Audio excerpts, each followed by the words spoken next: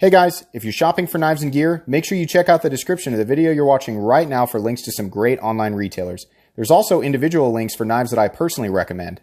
Thanks! What's going on YouTube? Metal Complex here, and today I've got another short little unboxing to share with you guys. I don't know what's in here. It was sent to me by somebody named Tom, so I'm sure we'll find out more once we're inside. Thanks so much to my generous patrons for supporting me right now. If you'd like to check out my Patreon, there's of course a link right down in the description. You're supporting me in the world to me. And please follow me on Instagram at metal_complex. Okay.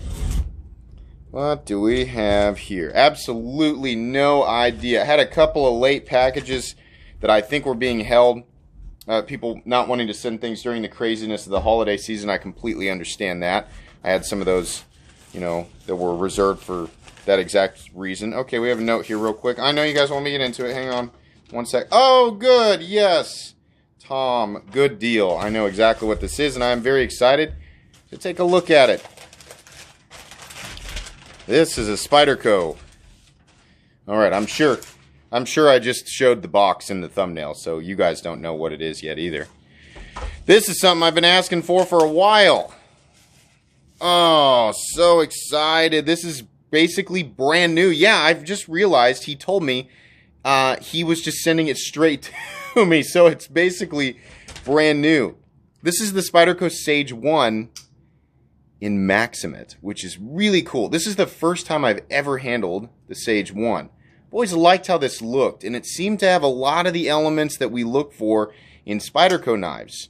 We have a simple liner lock. We have Spyderco's leaf-shaped blade. We have the wire clip, right? Nice large hardware, and I can tell you right off the bat, this is about exactly what I was expecting. A straightforward, simple EDC. I feel like the Sage 1 is a popular model, but it kind of hangs out in the shadow of some of the really popular flagship designs from Spyderco.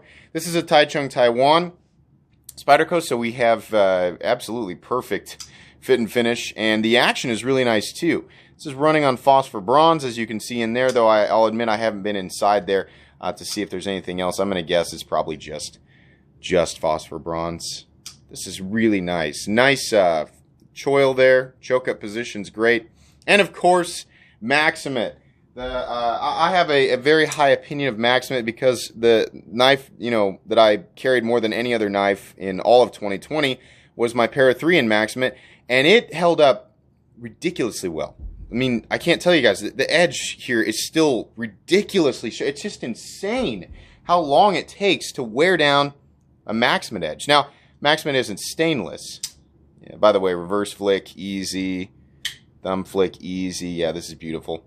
MAXAMET is not stainless, so if you live in an area where corrosion is generally a problem, I would not recommend it. But if you live in an area like me, Kansas, we don't have much of an issue with that. Or as long as you're not using your knife in a consistently wet environment, you should be okay. But man, I love MAXAMET. So this was really cool. If I can provide links for this guy, I will link it right down below so you guys can go check it out.